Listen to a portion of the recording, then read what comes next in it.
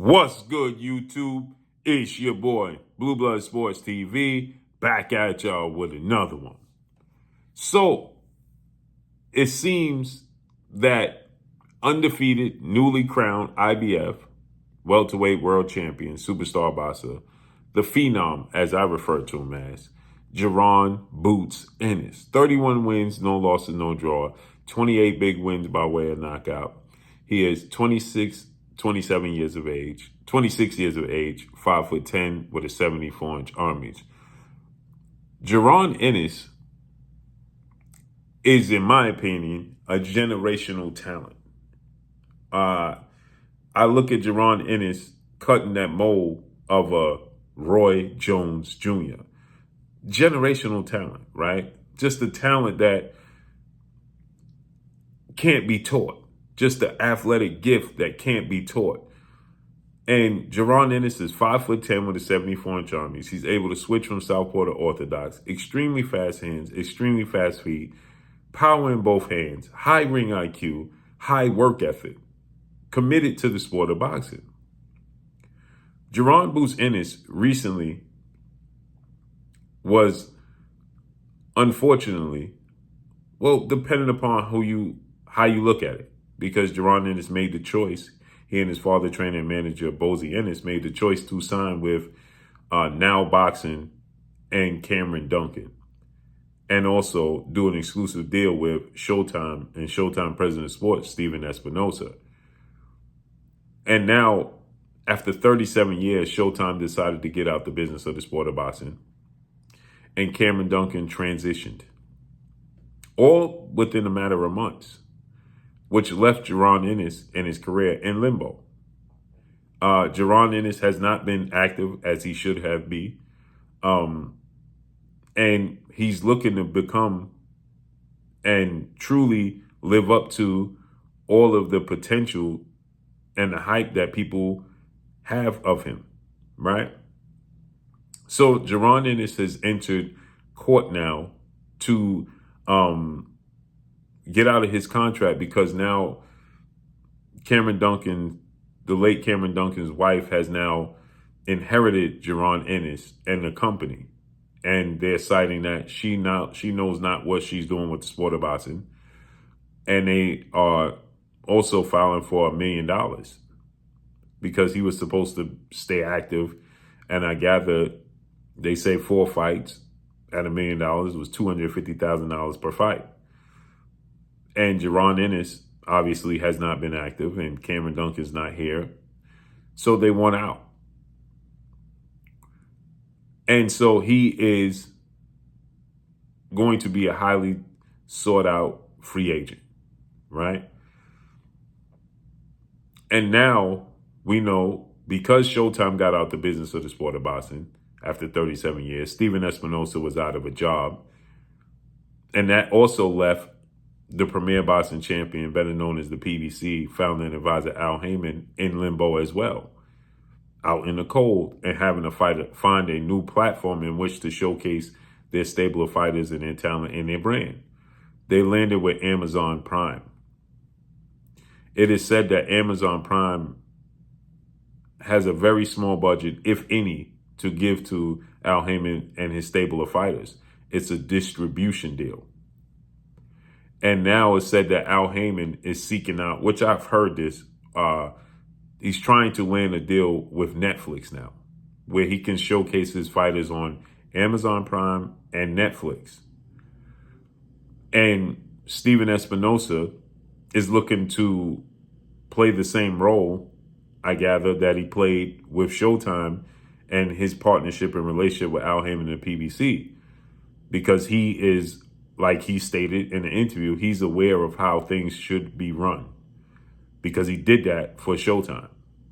And so now he's looking to do that as a spokesperson, a representative of the PBC for Amazon and now Netflix. And Stephen Espinoza, he stated that essentially he is auditioning for a job, is what he just said. And he stated that whether he gets the job or he just, as an advisor with no title and no job, he's happy to help Al Haymon and the PBC.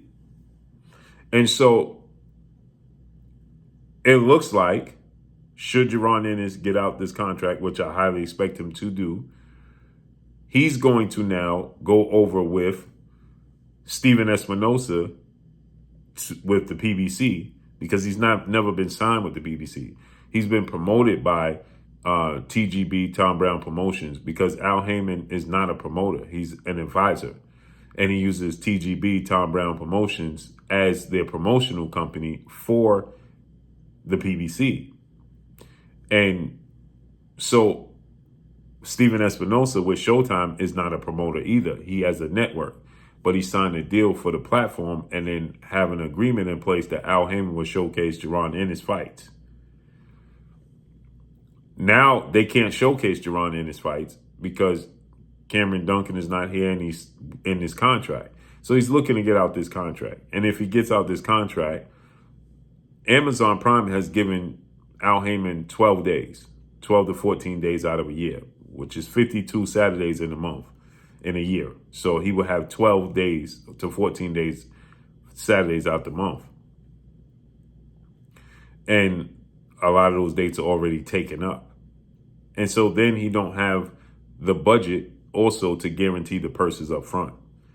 So it looks like Jaron Ennis is going to go with Steven Espinoza.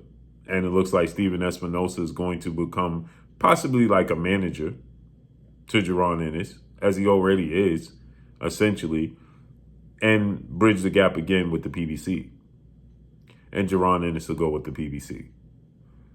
But now, is he going to be fighting on Amazon or is he going to fight on Netflix? And is Al Haymon going to be able to land this deal with Netflix?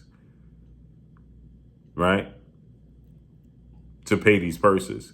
Because he has some very high profile fighters that look to get guaranteed money. Like Canelo Alvarez, like Gervonta Tank Davis, like Errol Spence and Terrence Crawford.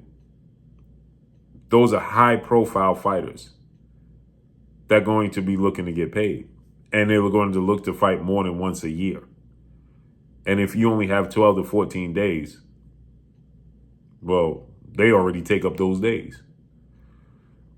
And so with that said, where does Jaron Ennis fit in? Now, I did on my show yesterday, I said, where should Jaron Ennis fight? Should he fight on, where should he sign to? Should he sign and go to Top Rank in ESPN? Should he go to Matchroom with Eddie Hearn and DAZN? Should he go to Oscar De La Hoya and Golden Boy Promotions? Where should he go? And a few of the family members made their statements about where he should go and made some great points and some great arguments to why he should go way there. Dub C, he stated that he should go to Oscar De La Hoya and Golden Boy Promotions because right now Oscar De La Hoya is in the business of giving his fighters whatever they so choose at this current moment. Where even if that includes him having to work with other promotional companies outside of Golden Boy Promotions and DAZN, he's willing to do that. That's a great idea. And then Oscar also has Virgil Ortiz Jr., superstar Mexican boxer, title contender, who seemed to be on a course to face Jaron Ennis already. And he has Virgil Ortiz. So he can build that fight up in-house, right? Top Rank doesn't have welterweights. So it doesn't really make sense to go to Top Rank. And Eddie Hearn and Matchroom, they don't have the welterweights either. But Eddie Hearn has the resources to make big fights, to bring other welterweights over to them to make big fights. Al Haymon and the PBC have all the fighters over there, but do they have the budget and the dates available for Jaron Ennis? That's where it gets tricky. I like the idea of going with Oscar De La Hoya because he's willing to work with anybody. He also has the budget. He has the platform. He has the stability of DAZN. And he's willing to make and do deals with any and every promoter to make these biggest fights for his fighters happen. I love the idea with the PBC because they have the stable of fighters. But do they have the stability and the platform and the dates is the only concern. We'll see that as it unfolds. So let's see how this all unfolds and plays out. But according to what I'm being told, Jaron Ennis will be heading over to the PBC. And they're looking to do a deal with Netflix, and he could possibly be a Netflix fighter for the PBC. So let's see how this all unfolds and plays out. We'll know soon enough. But that's all I got for y'all. Make sure you hit the like button. Drop a comment in the comment section. Let me know what y'all think. Y'all already know what it is. It's your boy Blue, Blue Blood Sports TV. Hate, like, comment, and subscribe. You haven't subscribed, hit the subscribe button, hit the like button, hit the bell icon to get all the new notifications. Follow me on Instagram at Blue Blood Sports TV, all one word. That's all I got for y'all. I'm gone. Peace.